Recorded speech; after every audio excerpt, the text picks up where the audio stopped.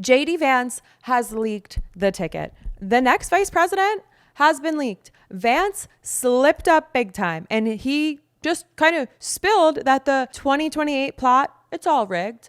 And naturally, all hell has broken loose in the West Wing as he's accidentally confirming major new developments on the ticket for 2028. So MAGA heads are losing it, misogynists are losing it. And like, meanwhile, everyone really thought that this was going to be a Rubio versus JD Vance situation. I regret to inform you, Republicans, it is not. That was all just a distraction. People are also thinking, is this going to be Erica Kirk?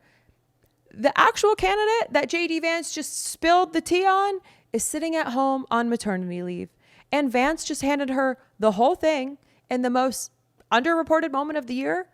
And you might be thinking, how does Erica Kirk feel about this? Erica Kirk's got her hands full because we've also got a developing story around Charlie Kirk that has to do with an OnlyFans model and $8 million. And I need you to really pay attention here. And if you're new, I'm Lauren Paritra. Willa Paritra and we run this thing every day, completely network free and independent out of pure principle and a refusal to ever let Katie Miller catch up. So thank you for 100,000 subscribers on YouTube. We are not slowing down.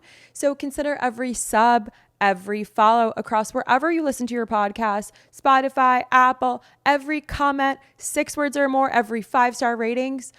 Willa and we see it all. And we've been told it creates a protective barrier between you and Stephen Miller, who in this time of year is multiplying like a lanternfly, showing up on your patio door, scurrying around like a silverfish. So please stay safe, subscribe. Let's work towards a timeline where that man is in a windowless cage. If you're hearing these headlines and you're like me, you can't help but wonder how Erica Kirk might feel about this whole thing. Her boy JD, the boy that she's been known to palm his head like a basketball, is out here endorsing another blonde trad wife MAGA mom.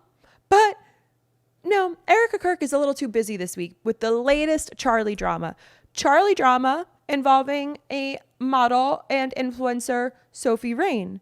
She is a OnlyFans star who made $43 million last year and went viral after mentioning her top spender is a guy named Charlie, who has dropped $8 million on her account. The internet immediately decided it was Charlie Kirk. Sure was. Must have been Charlie Kirk. Unfortunately, according to Sophie Rain, it wasn't. She had to get on camera and spell it out that it was not, to her knowledge, Charlie Kirk, that this was this top spender, this subscriber. And she doesn't really know how it started. Besides, that's just what the internet does. But her actual top spender whale, Charlie, is just a generous man who funded her Bahama vacation. So meanwhile, this rumor has already lapped the facts 3 times. And, honestly, with what Erica Kirk's been up to, it's probably the least weird week for her in a minute. Now, the national political scene right now is operating on like pure reality TV logic. So we have Karoline Leavitt out after giving birth to her daughter on May 1st. The administration turned the press podium into a rotating sandbox for Trump allies. Instead of like a normal deputy, that might be a good idea. Let's just elevate somebody who is competent and capable at this work. No. Let's put JD Vance to work. Let's put Secretary of State Marco Rubio. Let's get him busy and get him away from all the havoc he's been wreaking. So he picked out from behind the blue sliding door like a sitcom character. He was looking for applause. He's bantering with reporters and asking them to wear name tags while, of course, like laughing at his own jokes. Good. Okay. I've got my cheat sheet here, so I know who to call on. Most importantly, who not to call on. He used the spot to deliver a recycled monologue pulled straight from his failed 2015 campaign. Then, right on schedule, JD Vance and his fat face and guyliner showed up to mark his territory. JD Vance tried to mirror Rubio's exact joke about having a cheat sheet and was met with soul-crushing silence because he's not funny.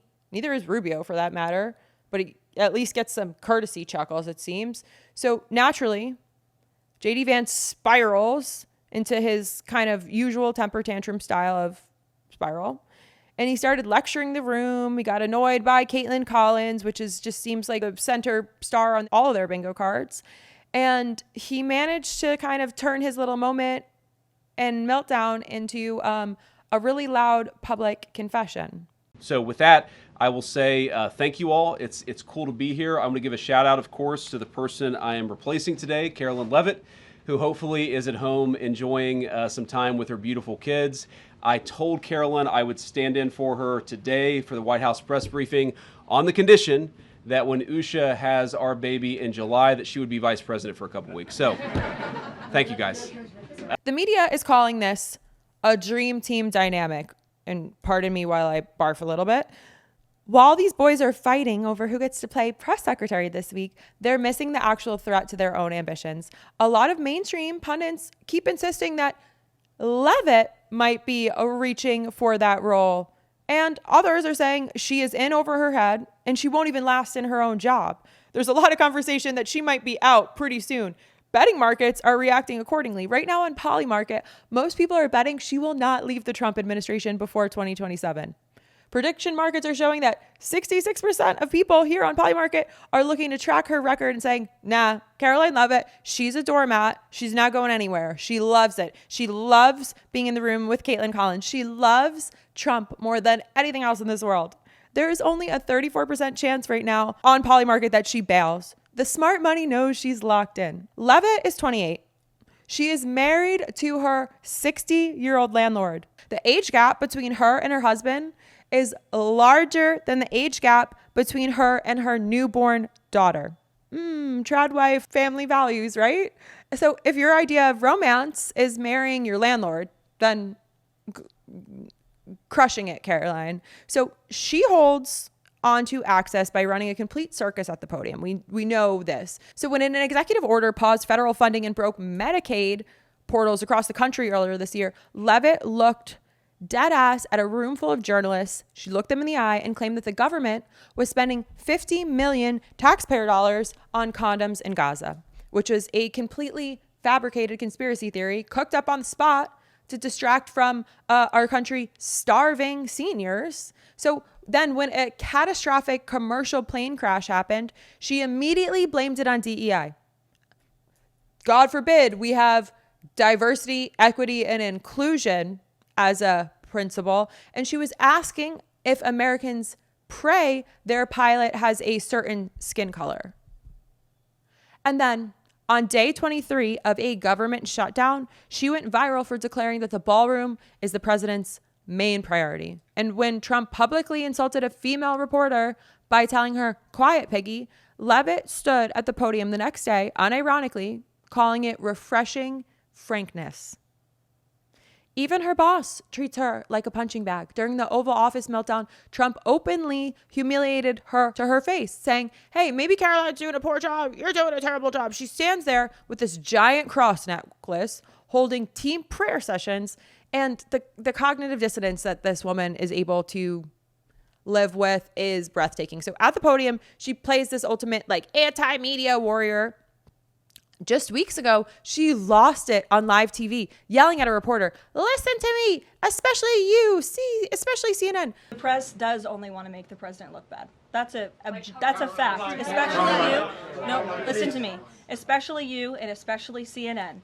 But the next part goes real sideways because behind the scenes, Karoline Leavitt is low-key Caitlin Collins' biggest stand. Can you blame her? Collins revealed on a podcast that during a presidential trip to Saudi Arabia, the royal guard tried to ban her from entering the next event over a shouted question. Leavitt stepped in when she saw this going down and overrode the foreign military and said, "No, Caitlin's coming with us with the rest of the U.S. press." So she plays a character for the MAGA cameras, and internationally, she's also helping Caitlin Collins out, as she should. She knows exactly how to play this whole song and dance, and which brings us to this moment. So JD Vance stepped behind the podium to fill in for Karoline. He was finally given the opportunity to fulfill his dreams of saying something and people actually may be listening.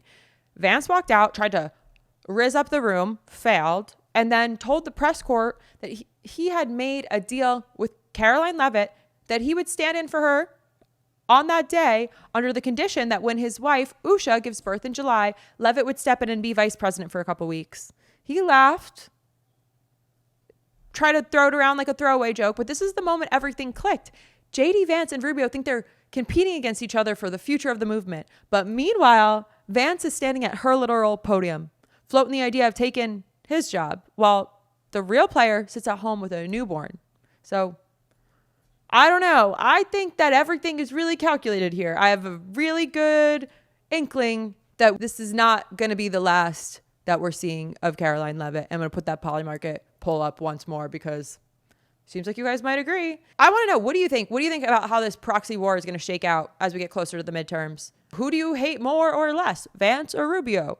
Drop us a comment. Leave us your thoughts. Find us wherever you listen to your podcasts. Remember, Stephen Miller is always somewhere in a dark space, scurrying around like a rat on a subway platform. So make sure you take the steps to create a protective barrier by subbing, commenting, sharing, 5-star ratings. All these actions work.